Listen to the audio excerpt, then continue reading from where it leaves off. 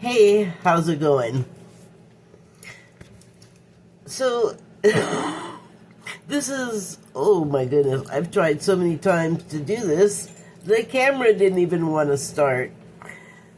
I am not very tech savvy, although I should have gotten it by now because it seems like when this relatively new phone screws up, there's a certain thing I can do that just fixes it. So, anyway, it took me a few minutes, more than a few minutes, to figure out that I could just do it. I could fix the issue that I was having myself. So, please look at my signs. What I'm going to say is for entertainment purposes. And, so, my sickness that I've been having, I would like to address first. Turns out it's COVID.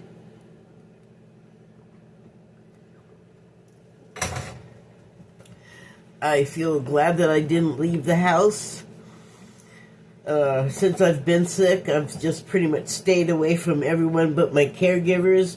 Unfortunately, for the 7 days that I've been sick, as of yesterday, I had not tested myself because the caregiver that came when I was sick tested himself and didn't have it. And so since he didn't say that he had it, I had no reason to think that I did because I see him and one other person. And then I made sure to notify the other person that comes here. The thing I feel bad about is that they were walking around with my germs on them, and I don't know how transferable it is because when the first time COVID happened, I don't know if they were ever able to clear up like distance and whatever, spit spray, I don't know. But I did notify the proper people, and I hope I didn't cause like a spread of it. I would feel terrible, but I did the best I could. I just didn't think I had that because I was expecting it to clear up. And every like 5 years or so, I get like a really bad cold or whatever. Where it's just like when you're a little kid and it just knocks you out. And like, usually when I get a common cold, like the mucus is clear. This time it wasn't. It had a color. It was yucky yellow. We've all been there. But I keep thinking about it happening mostly when I was really little. But it is unusual. So it's not like it didn't cross my mind that it could be COVID. Like that was one of the first things. But because I didn't seem to have the same, I should have realized that the unusual nature of what I was feeling was COVID. And like I said, it's not like it didn't cross my mind, but I was overly cautious. Like I should have just immediately tested like I expected my caregivers to, which I'm sure they did. I know one of them did. I didn't get a chance to talk to the other one yet. And then by the time this is over, since I don't know how much longer I'm going to be sick, I may not even have those people when I am coming back to it. But so I started to say about when you have a cold, it looks a certain way. So this didn't look like that. And then after the 7th day, I do feel better. I did have to get up after sleeping 4 days. I could have stayed there. Like, I actually didn't have a backache, but I didn't want to give myself one. So I got up and I felt okay, and I, spent a little more time awake. It's not like I just got up. I mean, I did go back to bed eventually, but I got up for a few hours.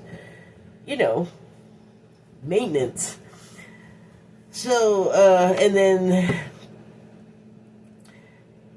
when I notified the agency, or had the caregiver that arrived, because he was only here about 7 minutes, I had him call and make sure that, they would obviously tell the other person. They said, well, why didn't you test? Like, she, I think, was not happy with me.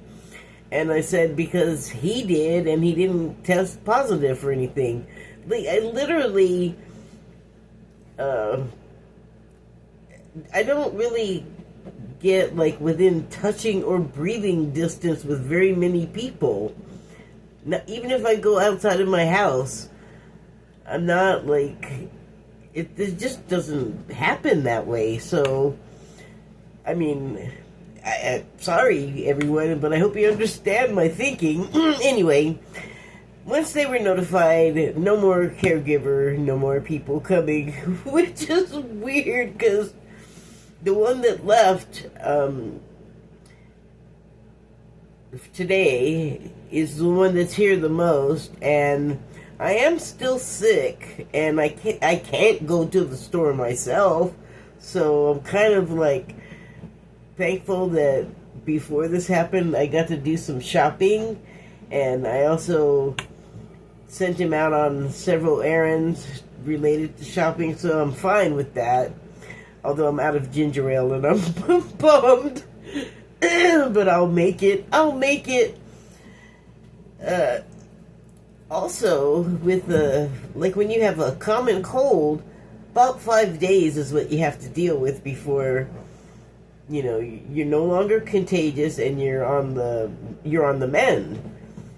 And so when that didn't happen, yesterday was the 7th day. But what I did notice is that I must be on the mend because the color of the mucus, which is still very much present, is having much less of a color and more toward a clear appearance. Not quite, but that's got to be a good sign, right?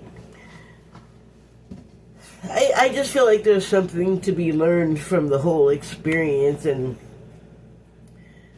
just sort of and I've been feverish, so that's been, you know how it is when you get a fever, you're lightheaded, you're kind of loopy. Not substantially different from how I usually am, like with the loopiness, but with a more hallucinatory feel to it, I guess. Anyway, I was just thinking about how things sort of intersperse in our lives, and also I often try to keep in mind applying the teachings, like practicing what I preach, basically. And anything I share with you is something I'm actually like doing myself usually, as far as like spiritual talk or exercises or, you know, whatever it may happen to be, like about meditation or something. So one of the things about it, you know, it's been a very sort of patchwork education for me,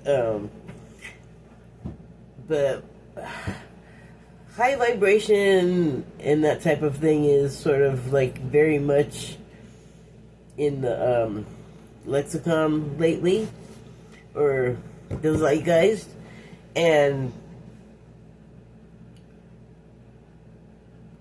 so you are getting these teachings and information from like a whole variety of sources. And when I say you, I mean me, but I don't think I'm the only one that operates that way, because YouTube is such a great resource for educating yourself about so many subjects. I mean, well, you probably are aware. So, if you're watching this. So, one of the things I have learned, like, in this process of educating myself is, and one of my favorite sources are the ETs and certain ET groups, but I think the few that I regularly listen to what their channeled messages are, talk about how, I think this particularly came from the Arcturians and the Palladians, but they do talk about how, not the Palladians, I'm going to say Arcturians, how, like, you know how, like, everything you're looking at, like, media-wise is telling you something, and by that I mean, like, if you watch the news, the way they tell you what the news is and what they decide to broadcast out of all of the news that there is very, oh god, what is the word for like trimming? It's like a horticulture term. It's just very patterned. It's like a created narrative. Like there's a certain way they want to present certain things, and it comes from on top. Like you're not getting unadulterated news, is what I'm saying. And then like if you pay attention to culture, like just in the world, I don't mean just black culture, but just like everyone, there's like a section of society that thinks everybody else should be a Christian, and that the music is too many curse words, too sexually frank, and all of these things. Just things that make uptight people upset, you know. And, you know, it's like they don't seem to realize that they have the same effect on their opposite, you know. Like, I know you think you're right, and you say you want to save everybody else and help everybody else, but the way that you say it makes it sound like everybody's really bad and wrong, and you just want to punish them. It doesn't sound like help as much. It's not as inviting. Like, I don't know if I want to... Well, first of all, I don't feel like I'm drowning, personally. And I don't know if I want to grab that particular life ring. I think I'll tread water, thank you. In some cases. But the point is... Oh, okay, true. Not saying that's not true. Some of it, like the stuff they're fearful of, and that stuff is violent and sexually frank. It's not confined to like non-conservative areas of thought or reality. It's hard for us. It's very difficult for us to see a true picture of ourselves. Just saying. So, the point is that a group like that that's uptight about that kind of stuff might say, don't expose yourself to it at all. Don't look at it. It's bad. It's evil. Other people that are not as fearful will go ahead and granted, they're not wrong in a lot of cases, but it's like this conversation this great young man was having with a caller to his TikTok podcast, was explaining how fear... Now, I don't want to start talking about that. I'll get all sidetracked. He's great. If I can find it, I'll try and link it. The point is that, yeah, they may well have a point. Some of it is worth getting concerned over, maybe, but certainly not like a Christian crusade to change everybody because you disapprove of what you think they might be thinking. I mean, it's gotten real abstract. So the ETs, though, what they say is, yes, that's there, and yes, you probably shouldn't expose yourself to very much of it at all. Like, definitely limit your consumption, be moderate, but at the same time, that's not all that's there. Interspersed within there, sort of sewn in between the layers, are good messages, positive messages. And so that's kind of like, that just tells me, just because something looks a certain way or triggers or activates like a fear in you that would make you feel resistant to wanting to consume or be around whatever it is or whomever it is, those layers are there. Those good messages are there too, and that's also like emblemic of life. Like that's the you take the good, you take the bad, you take them all, and then you have the facts of life. No tune, so you can't get me, I hope. Anyway, the reason why I'm talking about that, though, is because stitch is a word that is very common in, I guess, like, TikTok world. And I don't actually use TikTok. I'm pretty much more, a YouTube person. So, but you see that stuff on there, and you see stuff imported from TikTok is what I mean. And so there's a thing you can do on there where you can literally stitch your video to someone else's, and then the people that were making those would have, like, I don't know how to call it because I don't do it, but they have, like, I mean, sometimes I do, but they have, like, text written over the video, and it says stitch. And it went from, like, stitch incoming to stitch coming, and now it's just stitch. And it's obvious what it means. Like, it's not, I'm not questioning it. I just want to pad out what I'm saying. So,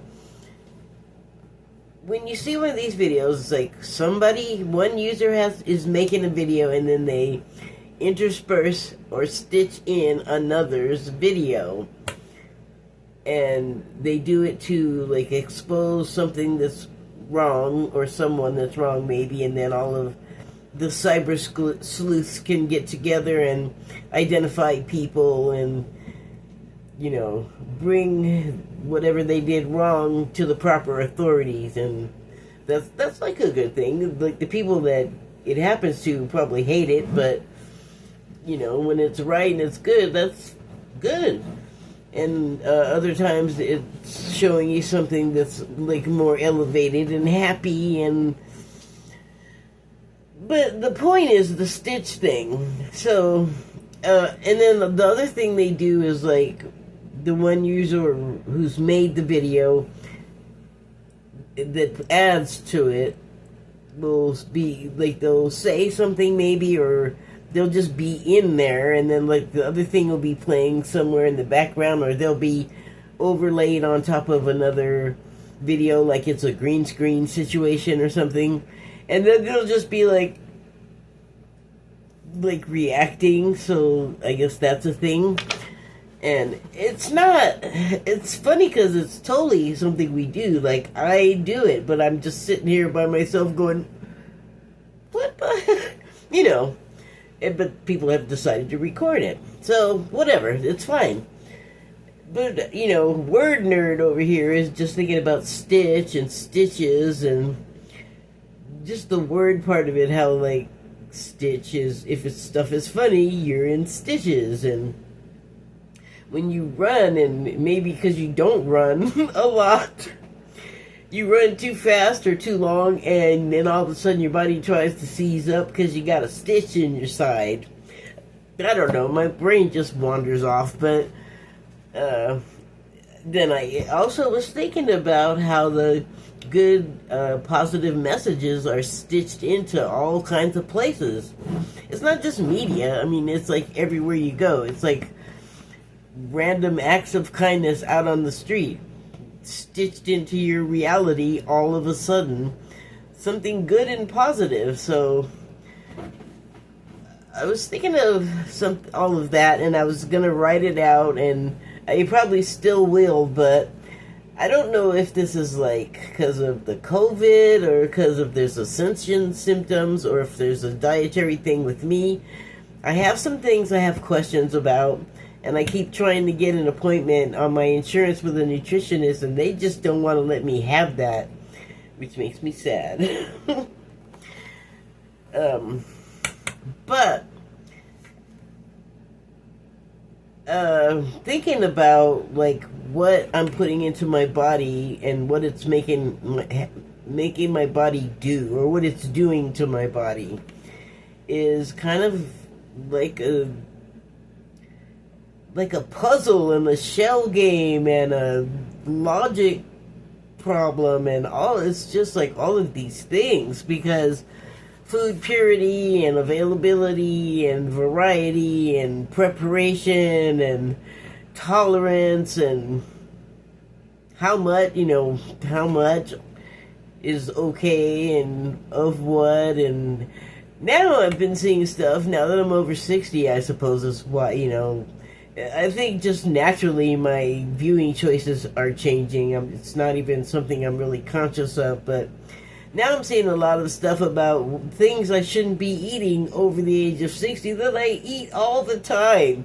And it's making me wonder, are they just talking about food here in the States? Because other places like Italy and Mexico, people eat corn and tomatoes and live to long, long ages, and they don't stop because tomatoes gave them arthritis. Or I don't even know what's wrong with corn, except I know that here in the United States it's different from the corn in Mexico, where they don't put stuff, like they don't genetically mess with it. And then I'm wondering, is that part of like what my issues are, answers to? Like, I don't know though, because they won't let me have a nutritionist. Thanks, United Healthcare. I feel better already. But anyway, so nutritional thoughts are on my mind, and I just have been thinking of how many times vegetarianism has introduced itself into my life. Like, I don't know if it's, for me, it's just kind of interesting. I don't know if this is like something comparable to other people listening to me right now. But anyway, I remember when I was 9, I had a classmate that lived around the block, and on this one weekend, or I don't know if it was what day of the week it was, but we had a play date. It had to be a weekend because it wouldn't have been like a big deal to just hang out otherwise. And anyway, we were playing, and then we had lunch at this kid's house. And I didn't know they were vegetarians. Like, as far as I knew, there was no discussion. I doubt our moms discussed it. I really do, because it was kind of unusual at the time. Like, it would have been in my house anyway. So, we were playing, and then lunch was served, and it was spinach salad, and we each got a half a boiled egg. And I got that put down in front of me, and I was like if you would have served it to a dog. I was like, what is this? And then she told me, and I ate it, and it was fine. Like, and and I had also been raised like that. The reaction I had, like, even though I didn't say anything out loud, just looking at it with an expression would have gotten me in trouble at home. Like, you don't do that when you're a guest. That was the way I'd been trained, but that was just so odd. Like, I thought we were gonna get like a half a sandwich and some chips and some Jello. That's what I thought we were gonna have, like a normal kid lunch, because I was 9. But anyway, that was my introduction to it. And it wasn't horrifying, and I didn't die, and his mom kind of talked to me about it a little bit, like the reasons for the healthy reasons for doing it, or for not eating, for being vegetarian. And so, I mean, that was interesting. Obviously, it made an impression upon me. I still remember. And then it's happened like that other times. But then I was introduced later in my 20s to veganism, and that was when I moved to San Francisco and met up with a friend of mine that I knew from the music scene. My friend Jake from Crucifix was living with his girlfriend's family, and they had an apartment, and it was the girlfriend and her sister and their parents.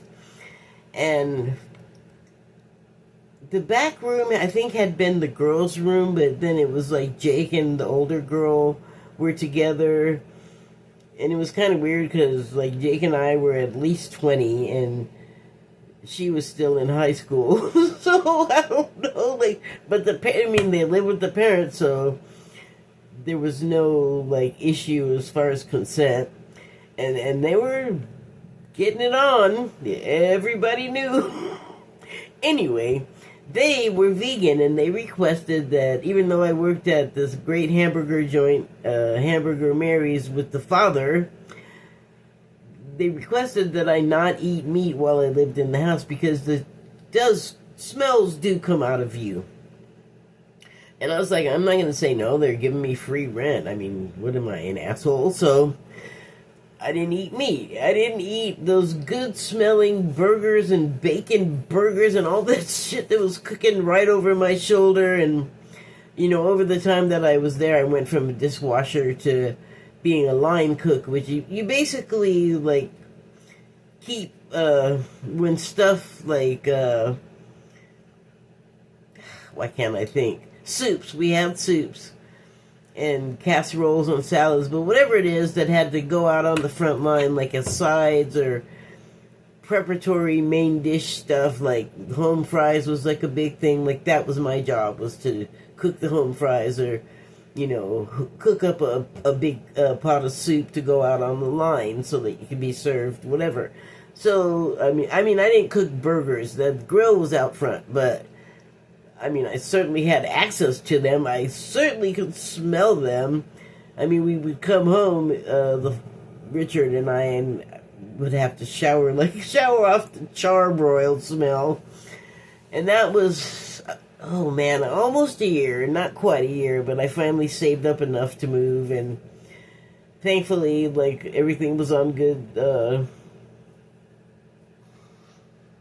terms when I left, except for Jake's girlfriend. Like, she did not like me. But anyway, I was a vegan that whole time. Like, I actually stuck to it. I didn't sneak any meat, and it didn't kill me, and it was interesting. I wasn't so much paying attention to how it made me feel, and I wish I had now, but it's just funny how even in life, little bits of information, like, I didn't deliberately steer myself in the direction of being introduced to those things, and you might not think it's consequential, but for me, looking back, that's how it feels. It's like, that was a message to you to, like, take care of your body better, like, be more aware of what there is out there, other than what you're focused on, which is junk food, which is still the case. Well, mainly because they wouldn't let me have it when I wanted it when I was a kid, and it's like, now I can have whatever I want. I can have ice cream for breakfast if I want. I don't. I'm actually not a huge fan of ice cream. I mean, I like it just fine, but you won't often find it in my house. It's like eating a heart attack. I feel like a delicious heart attack. Anyway,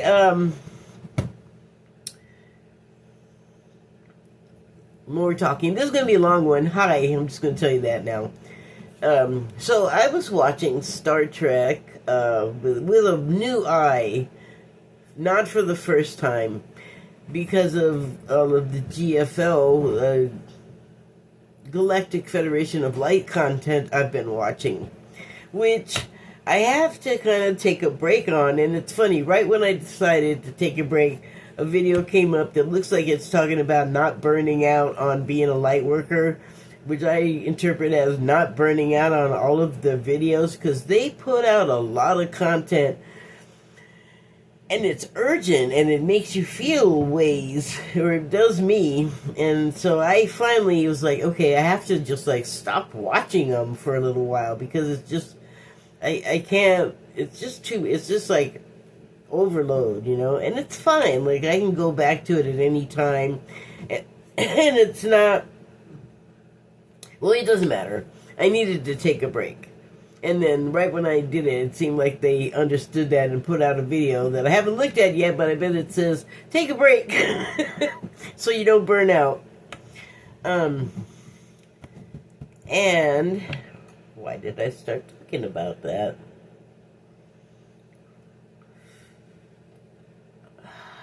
Oh, after a while, it just becomes like teachings and reinforcements, and it's talking to all different levels of people. And some of it I was like, oh, I gotta be ready for this and I gotta be ready for that. And then and I was like, wait a minute, as what I'm doing becomes more clear, what I'm doing here, what I feel like I'm meant to be doing based on, like, my ability to succeed at it, is to be here. Like, I don't feel like I'm gonna be one of the people that's gonna be physically going somewhere as an ambassador to another planet. Like, maybe, but not as like a regular thing, because I need to use the bathroom way too often, and I've never heard of anybody in space with a wheelchair. Like, even, and I'm talking about Galactic Federation messages I saw like 10 years ago, even, when they were talking about having a bag ready, like a go bag, a small bag to travel with. And even then, it was like, I didn't hear them mention anybody with physical challenges. Everybody was upright on both of their feet and strong and in good shape, and also not fat. There was one Ashtar Command depiction where the guy was like a little bit round, not fat at all, but everyone else is like a string bean. So I'm like, they're probably not going to take me. And I'm thinking also, I pretty strongly don't really want to go. Like, I kind of have some things that I feel like are incomplete. Not necessarily mission stuff, but probably because it kind of all is. Like, you're not here to play pinball and, be into pop culture. I mean, that's not your sole purpose. Anyway, I don't. That's my opinion, though. Like, I don't think it is, but what do I know? Maybe for somebody that is their sole purpose. Some aspect of that contributes to the grand fabric of whatever we're all doing here. But anyway, I just feel like, I think there's stuff here that I still want to address. Like, consciously, I want to do these things. I want to be here for this particular passage of events. So once I started thinking of those two things, like, God, take a break. Like, don't feel like everything is your responsibility.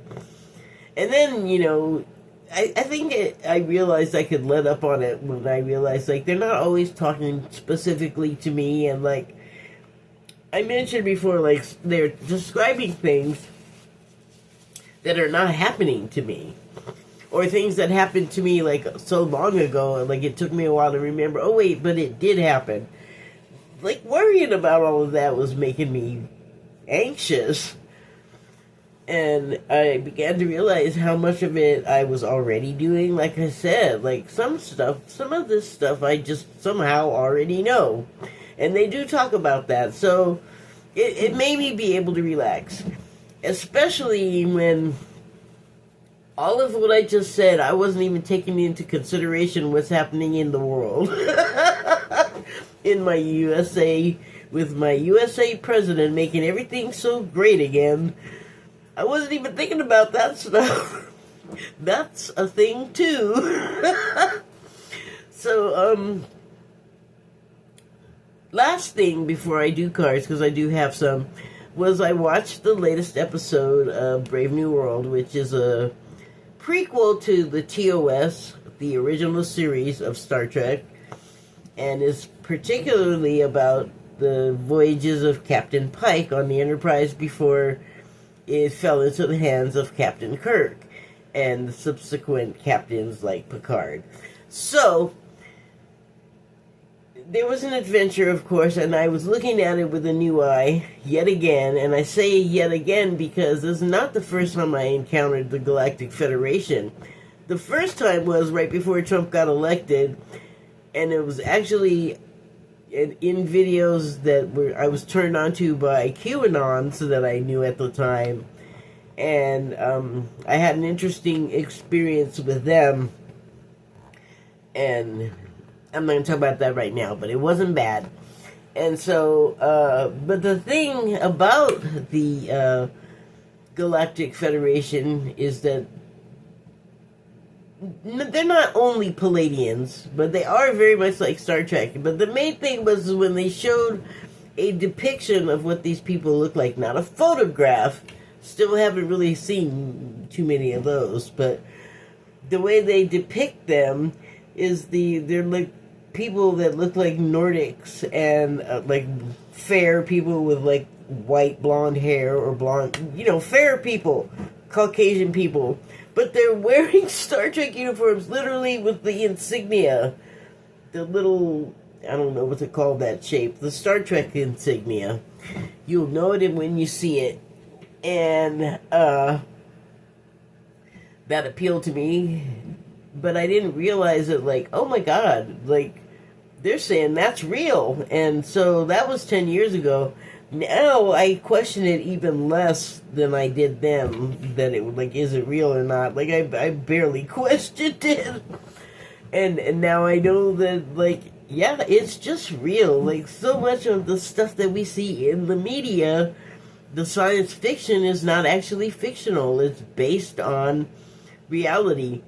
Although, I'm not saying that the people that, like, George Lucas was all, you know what, I'm going to write a story that I know is true. When he wrote Star Wars, because that is actually a channeling from someone from the Ashtar command group, was talking about how, or wait, I don't know, I've watched a lot of those videos, they get blended. Well, some ET entity person was talking about, yeah, it's real, like, it's, George Lucas was given the ability to, like, remember certain aspects of a real event that took place, and I think they said it was the Orion Wars in space, which, that sounds like a word like the same way we'd say World War II, except in our current reality, we're not really aware of it being like a real thing. But pretty much, they were saying pretty much every space opera we've ever seen or heard about is a real thing. And can I just interrupt myself here to talk about a little video that got scrubbed from YouTube called The Real War of the Worlds? It was about the story of War of the Worlds that actually happened, but over in England. And then it was just scrubbed from reality. But the newspaper, in the video that they frequently show pictures of talking about it, still exists. That paper is still around. If I remember correctly, it's called The World in England. Sorry. Just want to put that out there, you know, talking about how the science fiction stuff is not actually fiction, it's like based on reality. And I know, entertainment purposes, like, you may ask yourself, does she take that really seriously? Is she joking or is she serious? She's not joking. She's 100% serious. And understand too, like, it is a dramatization it's based on, but it's probably fairly real, fairly close to the reality is what I mean to say. And so, that out of the way, I'll get back to the episode. Spoilers about to happen, again, the signs. I'll try not to do too badly. And so, what I will say is there was a battle that happens, and there's a mistake about who the enemy is, and then when we find out who the enemy is, it just, they wrote it so well, because you can tell, like, the characters, and probably the cast playing the characters, as this sort of penetrating their awareness, is that the enemy ends up being a version of humanity that goes into space and turns into something, you know, like, I think the idea they were trying to get across is that these people so full of idealism and intelligence and ingenuity and just drive for, like, discovery and adventure and the perpetuation of the human race and spreading it everywhere like a like a dang virus. Sorry, just came to mind. But oh, now I have to pay for that by choking. So here's the big spoiler. The enemy turns out to have an American flag on the ship, and I'll just leave it at that. You get the point. So, it makes you think, though. It makes you think about, like, how far beyond now was it? Because they talk about, like, what it was that made these people go, we gotta go try this someplace else and see if we can do a fresh start, was my understanding of it. And so it just made me think, like, how far are we from that? Not very, I don't think. You know, maybe like a matter of a couple of generations, which, dude, that goes by quick in a lifetime. Like, if you think about it, if you're over a certain age, you have so many generations that you've witnessed. It's kind of sickening when you think about it. Just as a like when you go over a bump in a car, or and your stomach does that roller coaster thing. It's just real brief, but it's just like, ooh, oh, you know what I mean? I think that's kind of like the way it was feeling to, like, ingest that information, like. And it's so close to the fiction and the nonfiction, or the fiction and the reality meeting. Like, you know, we have, like, independent space companies. Another set of independents, you know, ending up in space through their own efforts is not an impossible thought.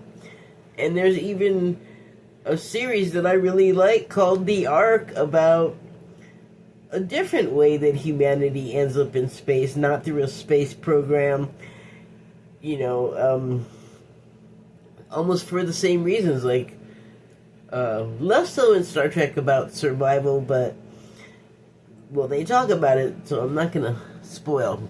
God, I don't want a business account. Leave me alone. Anyway, that's what I want to say about Star Trek. So I just wanted to just say all of those things. Oh, I have a little bit more. I had the most amazing experience the other night when I was completely loopy, but I was trying to meditate. I was trying to just do normal stuff. So I'll do it when I'm up in the middle of the night, because in the middle of the night I'm up a lot. And it was about 3, and so maybe not the middle, but it was dark.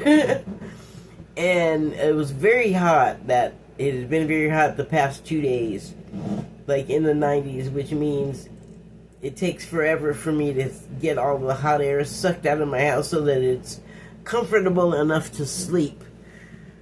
But I've been sick, so it doesn't matter. I'm gonna sleep regardless. But anyway, I was up and I was doing my meditating, and I was sitting there, and I did have a show on. It was the Jensen Ackles series on Amazon Prime. He also has Eric Dane and a bunch of other actors that are familiar, but whose names I don't know off the top of my head. And I was having a lot of fun with it, because even though it's totally watchable and I'm there for it, like I'm on the edge of my seat for the next episode, it is so bad. Oh my god, it is bad. The people in the story make bad decisions. They say dorky bad stuff, but I just love it. Like, I also like bad stuff. And that's just my opinion. Like, someone else might not think it's bad, but from a critical viewing standpoint, like, I'm looking at it from, like, if I wrote that script, it would be this way and not that way, sort of situation. That, like, I've really been enjoying that. I only could enjoy it more as if I had someone sitting here watching it with me to talk to about it, because it's also, it makes me laugh so hard so many times. Times when it's meant to be funny, because there is that, and times where it's not. And that's, like, the height of enjoyment to me. I don't know. But, so I've got the show. So when I meditate, I'm, like, sitting on my deck, or at the sliding glass door to my deck. And when it's late at night like that, like there's another apartment right across the fence that's like 7 feet in front of me or 12 feet in front of me, whatever it is, it's very close to this other building, so I want to be respectful and quiet. Also, right next to me on my own complex are neighbors, very close as well, and it's been very hot, so I know people have their windows open, so I'm being quiet. And I'm just mainly concentrating on breathing and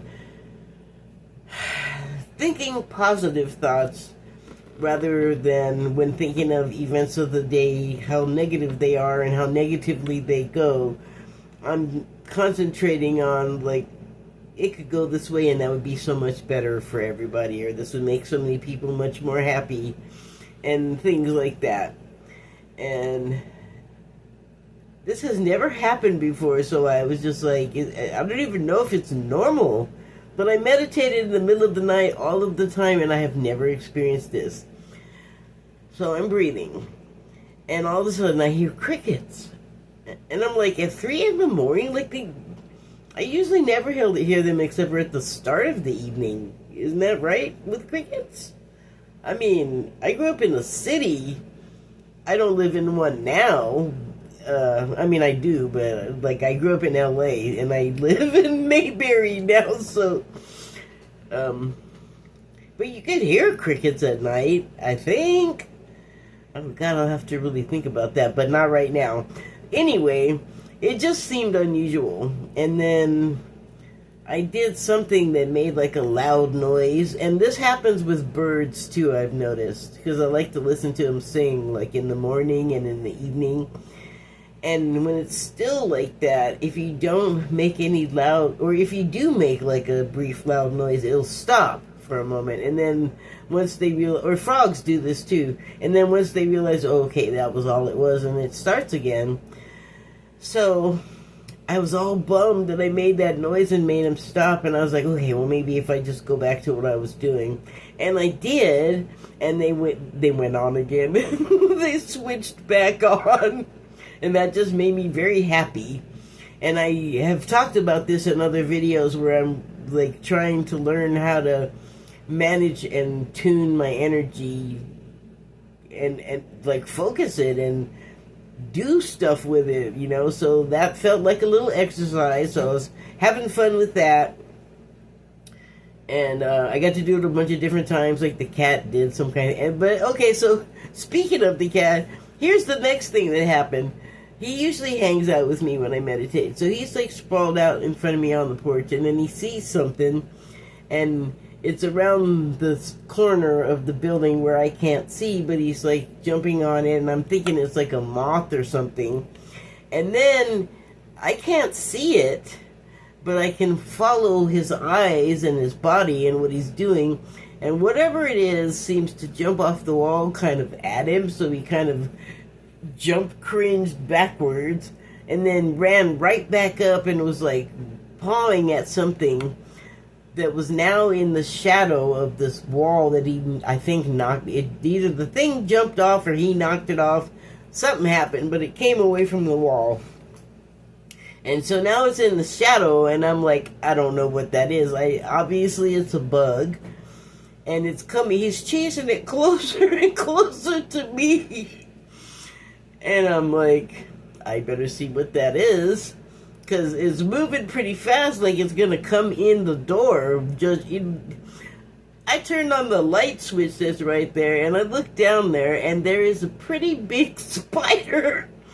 And when you ask a person how big it is, and they go like that big, right? And I'm like, well, what the hell does that mean? Are you including the legs? Well, what is that? Is that just the body? Here's the thing, not including the legs, this was the body on that thing. You know how spiders have butts? That freaking thing was big. And I had the fan on the ground in front of me, between me and the open door to the deck, and I saw that spider come in, and I tried to go back. I didn't know the cord of the fan was like caught in my wheelchair. So first the fan like came with me when I went back and made a big noise. And then I was like, and went forward because I wanted to shut the door. I don't know what I was doing. But the poor spider, okay, so the fan ends up falling outside. And then I'm like, oh shoot, I didn't want to hit the spider. So I turned the light back on. Cat's like halfway, jump back several feet because of the noise the fan made. The crickets are silent. I'm like, oh crap, the neighbors. And so I turn on the light and the spider is like backed up from the doorway a little bit more, squished up against the wall, like kind of some legs trying to back up the wall if it has to, like make a quick escape. And I was like, oh God, you're okay. And then I pulled the fan inside, shut the door, even though it's still 2,000 degrees. I wanted to give this, sorry. I wanted to give the spider a few minutes to run away. But I had to make sure it didn't run in the direction of the door. Like I wanted it to go back out toward the grass and that. So, I mean, that was a very interesting experience. And I don't know if I said this. I think I started to, but I'm trying to incorporate the teachings that I'm learning into my life. And by that I mean taking like all of the experiences as part of something to be getting something out of, like if nothing's just randomly happening. And that's something else. And, okay, so now something else is occurring to me that I don't know if I said about the Star Trek stuff. Shoot, and now I lost it. Oh, incorporating all of that into your life. The Star Trek people are the ones giving the messages a lot of times, which that's kind of mind-blowing, like you love Star Trek all your life, you have no idea what it has all this meaning. Here's something that maybe I didn't mention that they have said is that if you're here, you have contracted prior to birth to be here and take part in this thing where people have to consciously sort of recall or at least recognize that the way that we are thinking and feeling is creating the reality we live in, and then the way things are the way they are because of a consensus that some of us don't realize that we are a part of. That's like mind-blowing. Hey, you know what? I am fortunate enough I don't have like a 9 to 5. I don't have a lot of normal responsibilities bearing down on me, and I've come to learn, although this is going to be hard for people to take as real too, I think, but it'll come. It does take some people doing exactly what I'm doing, like thinking about this stuff and writing it out and remembering things, and it's like an all hands fight, all hands on deck thing that we're a part of. All hands on deck, like on a boat, and spaceships, ships. It's nautical. Like, have you seen Star Trek? A lot of nautical stuff happening there. The souls, that's a boat thing. You don't refer to the people on the ships as people. They call them souls. That's a total nautical thing. Everything is like repeating and recycling, reuse, repurpose. The Star Trek episode, like that's just their own reality. Literally their own reality looping back around, except it's not just their reality. That is a teaching, and so, like, I'm having to take the idea that I've been thinking all my life was fiction and understand, like, maybe that's not the case. Sharing my experience for your consideration. I know it's got me thinking. Okay, so I pulled some cards. I'm just gonna go through them real quick because I noticed when I pulled them, they sort of just was like fitting the narrative. So, Deep Quiet. These are the Light Seers Oracle deck. Deep Quiet. It looks like a person sort of got the incense going, and it's kind of dark, and they're just doing their quiet thinking, quiet contemplation. And the subtitle is Meditation and Stillness. One of the teachings that you will get from not only the GFL but other places adjacent to them, because it's like I said, all hands on deck effort. There's all kinds of sources offering teachings and assistance and helping us be calm and understand things. And this is actually even in the Bible, although it's not in the same terms. It basically is saying the same thing.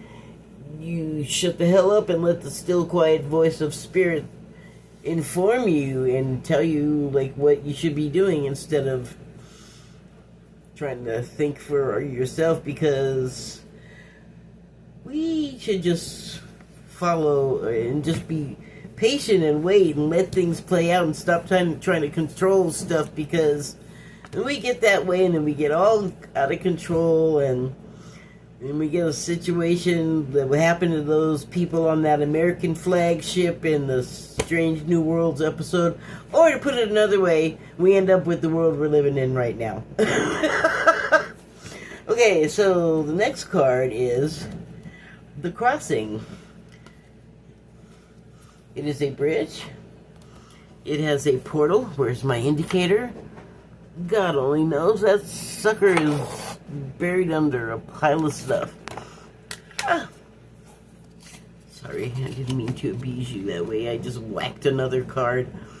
I always see a portal here.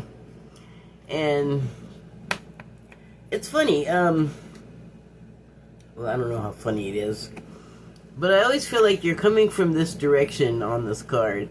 And you're stepping through the portal to cross the bridge, because on the other side of the portal you've been, let's say, training your whole life for this. Let's just go with that. And you finally cross the bridge as the final step in your initiation and move on into the new earth, your new life, like whatever the next stage is. And I kind of feel like that's where we are, like, as a people on the planet. Things are changing, people are changing. All you need to do is just look at some news wherever you are about less what the news is saying, at least here in the United States, less of what the broadcast news is talking about. And probably your best bet is like alternative news on like the internet, on TikTok or YouTube or some other social platform where people and not agencies are having conversations and hopefully moving beyond complaining and reacting and, you know, other things. And I mean, kind of what we need to be doing. I hate to put it in that term. I don't know if I can put it another way, but what we're here to be doing. When I say, what hung me up on what we need to be doing is, like, I don't like, as a human being, to be telling other people what to be doing, and I don't like to either. But in terms of, like, fulfilling your contractual obligations, like I said, you're not here to, like, be into Taylor Swift and the biggest fan of her ever. It's like, no. How does that help the rest of the world consciousness? And I know you can say, but Taylor Swift is great for that.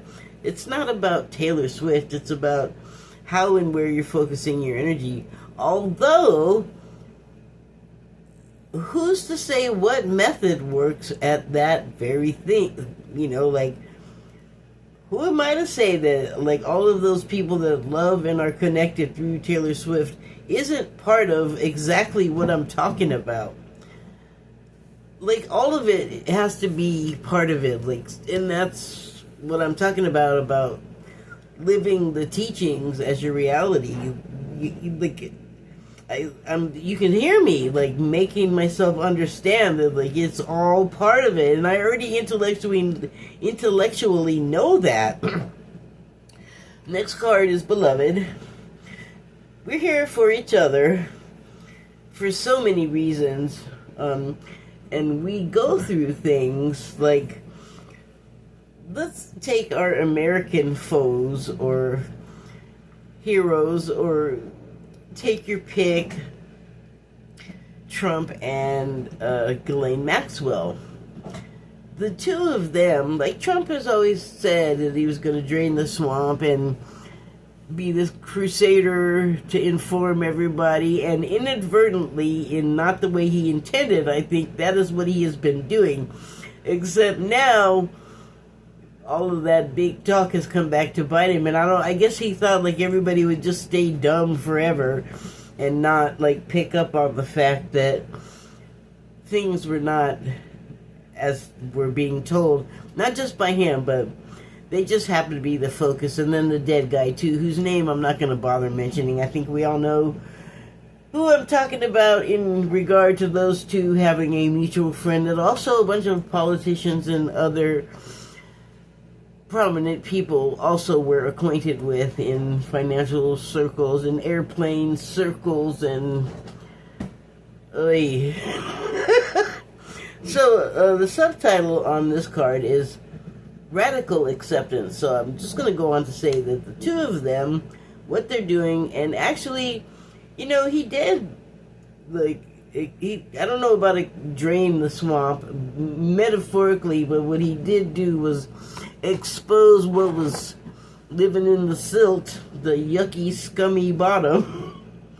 And it's not, it's, you know, it's become this weird thing where it's a part of, like, how can he, the president, make everybody else look worse than him in this situation that won't go away, that he's tried to literally scrub his physical name from, like, the evidence or the paperwork when it's a little late now. Everybody knows about it. So what are you even bothering for? You're just making yourself look guilty. If there's nothing to be guilty of, like, dude, what are you doing? So, okay, enough about that. What they are doing, though, it is not easy to be hated. It is not easy to be someone who demands loyalty of people. That's not how you get it. That's not how you get true loyalty. What you get there is opportunism and somebody who is at some point going to abandon that quote-unquote loyalty and disappoint you and possibly leave you in a situation that you were trying to avoid, except kind of put yourself there in the first place. They are like doing their own karmas, but also it is interacting with ours. Like, it's not, ours are not unaffected by theirs, and so we get to see what they're going through. They act as contrast to, they're the opposite of yeah, you get to see them as the contrast to what they're the opposite of. You know what they're about, you know what they're accused of, and so bravo to them for deciding to take it on. Like, I mean, I don't have a thick skin, so neither does Trump, but he has it somewhat, or he would not have gotten to where he is, because you have to, I feel like, do and be certain ways to attain the position that he's in, even though he was sort of born into it. You can be knocked right out of it too. It doesn't matter, you know, like. Anyway, next tree is Wailing Tree, and you see that it's kind of on fire there, like, well, there's already a burning bush out there. Um, it's not quite the same. It's not the same story at all here. So, but you do have that association that tells you that, like, what's being said or what's the information is incendiary, powerful. It could possibly go out of everyone's control, and just based on the basis of words, like, this is symbolic. So the subtitle is Reconciliations. When you have gone through some, I'm gonna give the example of like a post-war situation where, you know, everyone's hair and or body and or land or property ends up on fire somehow, and it's a loss, and there's got to be discussions about it. There's got to be, like, things have to be put back together. Losses have to be counted and redistributed, I guess you could say. So that, I would think, is all a part of reconciliations. And in a way, because of our contrast friends, especially Trump, we have a lot of things that a lot of us were sort of on either sides of with each other, like a left and right difference, or a conservative and... I'm not a liberal, so I don't like to say liberal. I often get lumped into them. I don't feel like by definition that's what I am. Like, I don't call myself that, but I'll accept it for the time being. Because when I vote, it's going to be not Trump. Not that he's going to be, like, on the ballot again, but I'm just saying that general state. Like, I'm not going to vote for Trump. I'm not going to vote for, like, the current leading crop of Republicans out there agitating and irritating everybody and upbraiding everybody for the past decade. However, there are people that hear, disagreements aside, we gotta figure something out because we do all live together. Radical acceptance, get used to it. It's not new, it's not going away. You're gonna have to make those concessions. Last card is many masks. And when you wear a mask, it obscures your face, supposedly. I mean, Superman wears glasses as a mask, and I don't know how that works. Oh, but you know what? Take off your glasses and you look completely different. Like, I'm not going to take these off because this eye didn't always used to be this way, but because one day tumor decided to land on my optic nerve, it don't work anymore. So now, not only can I not see out of it, it spends most of its time looking at the bridge of my nose, which you can't really tell because of the glasses. And then also, particularly if there's someone here that's causing me to look around and, like, I guess exercise that eye, it will like be in the place where it should be. And then if I take the time and sit there and do exercises, like literally like send it over there and look over there and look down over there, like I can still move it. I just don't have the visual component anymore. And so it's gotten lazy, as they say, and generally is looking at the bridge of my nose. But you can't really tell that, and I'm not going to show it to you because I don't like the way it looks. Mask is covering stuff up. It's obscuring the truth, I guess you could say.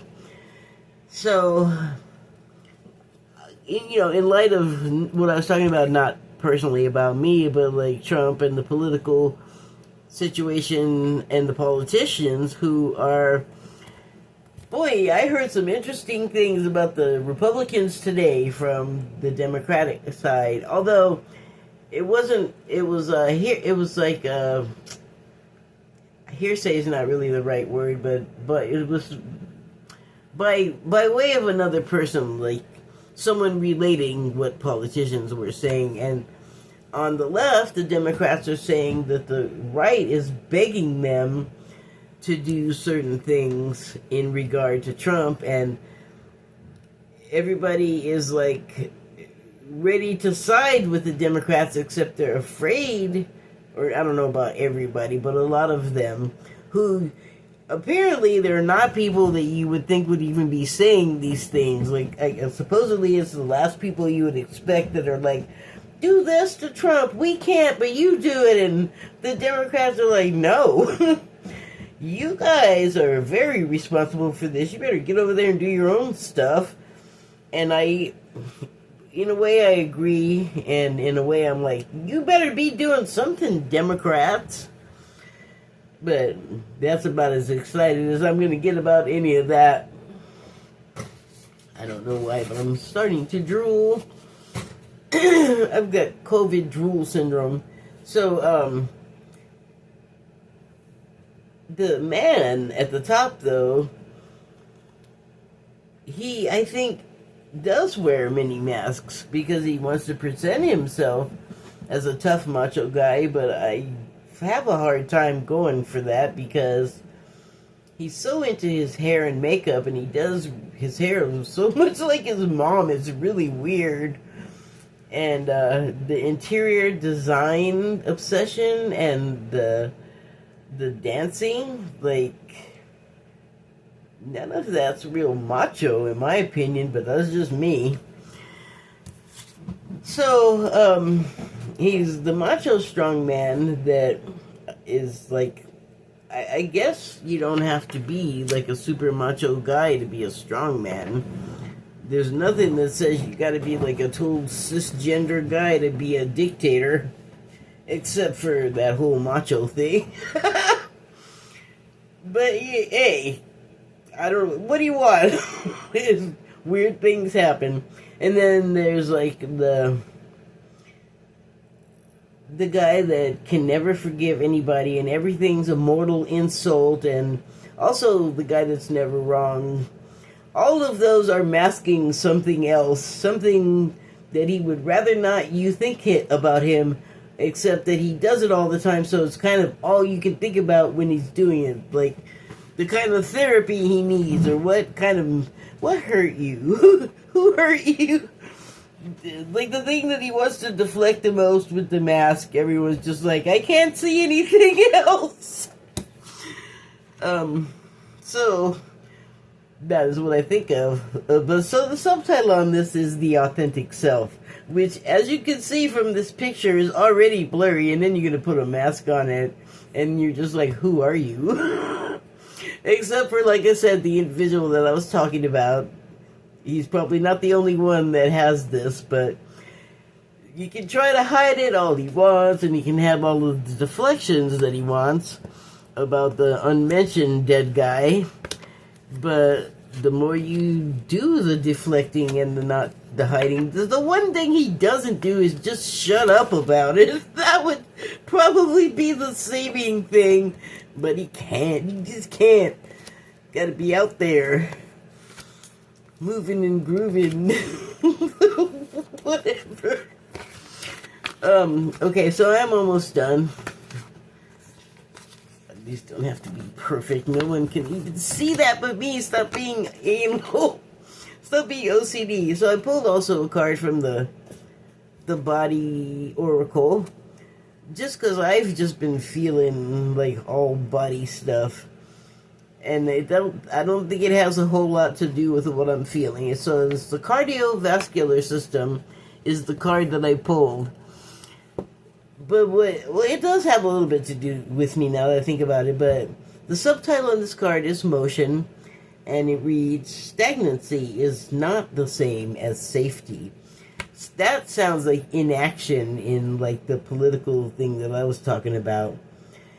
In motion, okay, so if I'm gonna stick with that, I'm of the opinion that, like, in a lot of ways, the Democrats are stymied in what they could do. Like, they literally can't do a whole lot until there's a vote. And enough people hopefully put in the right ones to rid us of some people and let some new blood in. And so, in that way, we're kind of stagnant. And yet, the Democrats, some of them, are doing things And I'm going to say that AOC and Bernie, with their oligarchy tour, are actually out in motion doing things that inspire and spur other people to go out and be in motion as well. The other type is I'm going to stand here and make a speech for 4 hours, and that's great for the historical record, but does absolutely nothing to help any of the constituents of either party, to be honest. Because what I would like to see is both parties going out into their communities and just helping with whatever needs to be done. There's always some kids somewhere that need some kind of help. Older people need help. Schools need help. Hospitals need help. People need food. People need help with power. People need help with childcare. It's called community action. Look it up. Obama did it before he became a politician. Activist, community activist. That's what I'd like to see them doing. That's what it would impress me. Sitting in Washington, I mean, I know they got work to do, but then I've also been under the impression that they're not doing a lot of work. They're sitting there, like, calling donors and asking for money. So, go out into the communities is what I would say. Oh, I guess I did say that. But here's the other thing about this cardiovascular system that has to do with the president that I was just talking about. Evidently his cardiovascular system is not doing so well. He's constantly in motion, and his motions effectively do stuff, not good stuff, but he does make stuff happen. He does get out there and get stuff in motion. He knocks those dominoes over. They're terrible ones, and that's why I'm like, Democrats, get up off of your butts and do something to counteract this. But as far as the cardiovascular take on it, did you see the cankles? I know that's probably just killing him, because fat girls have cankles, and that would just, I don't know if he knows that. I bet he knows it now. Like, he might not have known what a cankle was, but I bet he knows now. And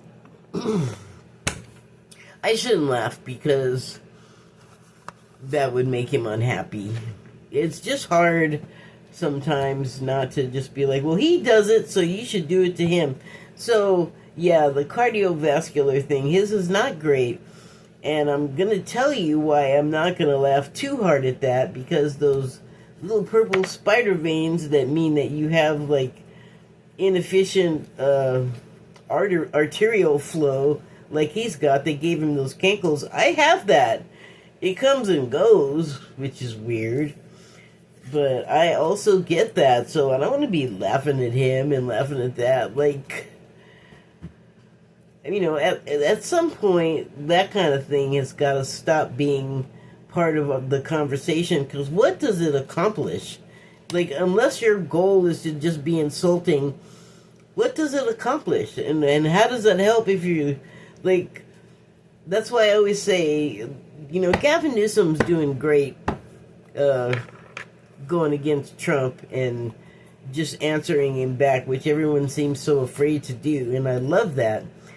There's a person on the left doing stuff. Excuse me. I guess I could take care of that when I'm done. What was I even saying? Gavin Newsom, he's out there being effective and good. Oh, as a Democrat, and that's good. We need that. And I guess that it's also true, because I'll say it as well, that again, this is an all hands on deck situation. So you don't necessarily want everyone out there doing the same thing to address the situation. Like, you want to have, maybe you want to have a group of, let's call them infantry, just metaphorically over here, that goes out and protests, or goes out and acts as a barrier and a deterrence to ICE just snatching up people that are doing what's been like what they've been asking for the whole time, which is going about immigration legally and doing it the right way. And then it's just like, oh, we didn't even ever really mean it. So it was just something to say, just a manufactured narrative, and this is what we want you to think right now. So, but, you know, a lot of us are now aware that that's happening, which is good thing. So, do I have more to say?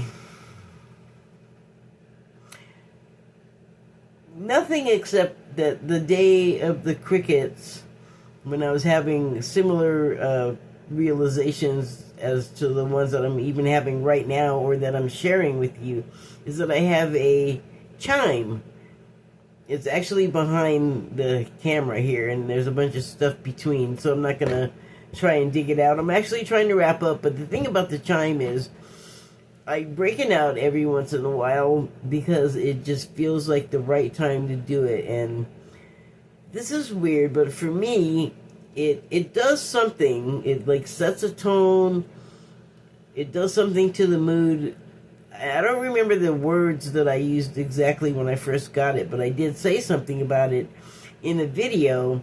And then I watched Sterling, Psychic Medium, who has a show on Sundays and Fridays, but he didn't have the Friday show at this time. So the show was on Sunday. And then I watched the show, and then someone's on there, and their question to him, because he takes viewer questions and then answers them. That's what the show is. The person asked if one tone could change whatever it was I said. And he's all no. And I'm like, how can you say no to what I'm telling you is the thing for me? I mean, maybe I used the wrong technical term, but I don't, like, excuse me, you could say no, but, like, it does that for me. And, I don't know, it's just irritating. I feel like the people are tattling on you or something, or, like, trying to prove you wrong, and it's like, that's not your job. I mean, if I were, like, out setting people on fire, then it would be your job to interfere with me, but me and my comment about the chime, why? Why do you have to go tattle? I don't know. It just feels weird. But anyway, I don't like bringing it out on camera. I don't even use it that often. Like, it really, I use it when I move to, and all I do is just hit it and let the tone happen. So anyway, I pulled it out because I had like a series of revelations, and I was all happy. Like, not revelations, but realizations. Like, some stuff that had puzzled me for like a while, just all of a sudden, like, it just loosened up, and the information came to me. So I was very pleased, and I decided it was a good time to hit the chime. Like, I needed to do it. So I put it in front of me, and I hit it. And the thing about this type of thing is, objects in the immediate area will affect the way that thing sounds. Like, they'll make the vibration have a definite shape. And so, also, if you move, you are an object. You will affect it. So, I hit it, and then I just sat there. And I was very pleased because there's a lot of crap on the other side of this. Not crap, it's like a knife block, and then my tarot cards, and just a few other, like, kitchen things. You know, just normal stuff, but there's a lot of it there. And so I just wasn't sure if it was going to give me, like, a straight tone, or if it was going to go woo, woo, woo, or something like that, because that's what it does, instead of just going boo. A shape, I guess, will affect it, and it'll go woo, like, over the shape.